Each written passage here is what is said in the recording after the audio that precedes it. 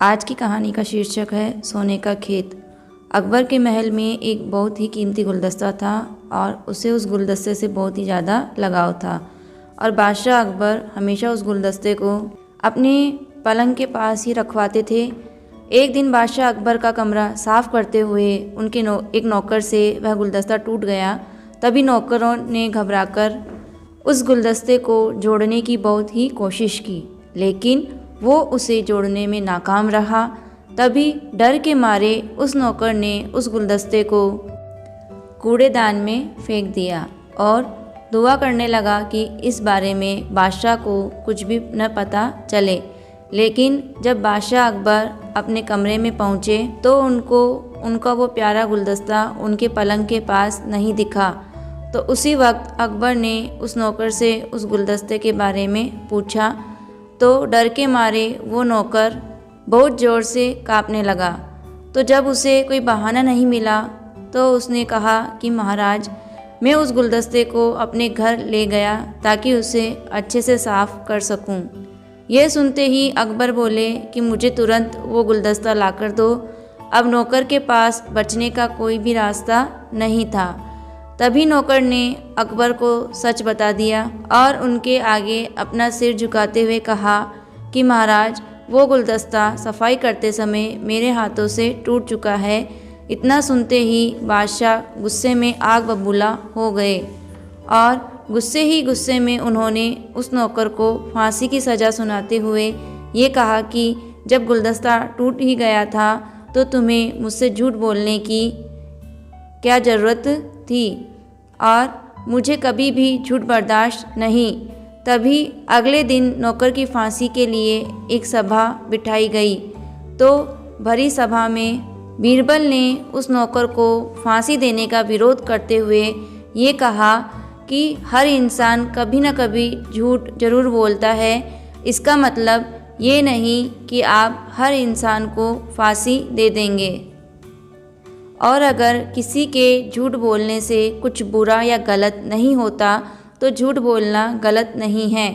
और मैं ये साबित भी कर सकता हूँ कि हर इंसान कभी न कभी झूठ जरूर बोलता है। तभी बीरबल के ऐसे शब्द सुनते ही बादशाह अकबर भड़क गए। तब उन्होंने पूरी सभा में सबसे पूछा कि कोई ऐसा इंसान है जिसने कभी झूठ बोला है। तो सब ने डर के मारे बादशाह अकबर से कहा, नहीं, हमने कभी झूठ नहीं बोला। यह सुनते ही अकबर ने बीरबल को राज दरबार से निकालते हुए यह कहा कि अब 7 दिनों में इस नौकर को फांसी दे दी जाए। इस बात से बीरबल को बहुत ही दुख हुआ और उसने अपने मन में यह ठान लिया कि 7 दिनों से पहले वो ये साबित करके रहेगा कि इंसान कभी न कभी झूठ बोलता ही है। तभी बीरबल सीधा एक सुनार के पास गया और उससे एक सोने का गेहूं बनाने को कहा और जैसे ही वो गेहूं बनकर तैयार हो गया वैसे ही बीरबल बादशाह अकबर के दरबार में पहुंच गया और उस समय दरबार में सभा भी लगी हुई थी। तभी अकबर ने बीरबल को सभा में देखकर पूछा कि तुम यहाँ क्यों आए हो। तो बीरबल ने कहा कि जहाँ पना, आज ऐसा चमत्कार होगा जो किसी ने कभी नहीं देखा होगा। बस आपको मेरी पूरी बात सुननी होगी। तो राजा अकबर और वहाँ बैठे सभी मंत्री बीरबल की बात सुनने के लिए उत्सुक हो गए। तब उसी समय बादशाह अकबर ने बीरबल को अपनी बात कहने की अनुमति दे दी। तो बीरबल बोला कि आज मुझे रास्ते में एक बहुत ही ज्ञानी बाबा के दर्शन हुए और उन्होंने मुझे एक सोने के गेहूं का दाना देखकर कहा कि इसे जिस किसी भी खेत में लगाओगे वहाँ पर सोने की ही फसल उगेगी और अब इसे लगाने के लिए मुझे आपके राज्य में थोड़ी सी ज़मीन चाहिए।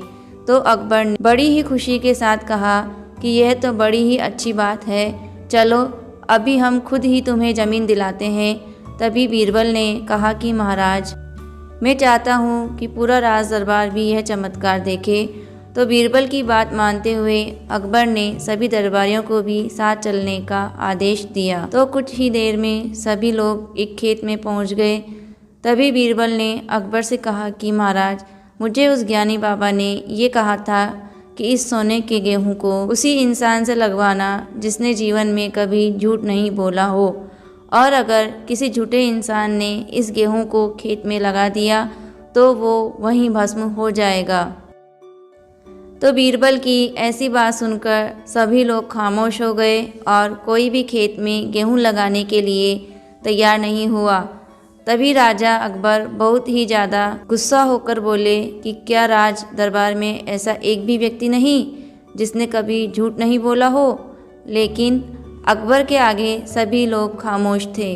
तभी बीरबल ने कहा कि जहाँ पनाह, अब तो आपको इस सोने के गेहूं को इस खेत में लगाना होगा। तो अचानक महाराज अकबर ने भी अपना सिर झुका लिया। तो बीरबल ने कहा कि महाराज, गुस्ताखी माफ़, लेकिन अब आप इन सभी झूठ बोलने वालों को क्या सज़ा देंगे।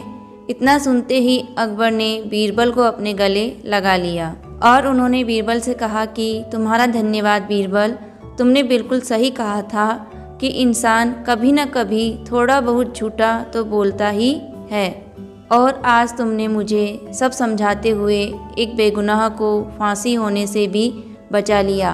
तुम्हारा धन्यवाद। कहानी को लाइक और शेयर करें। चैनल पर नए हैं तो चैनल को सब्सक्राइब करें। Thank you.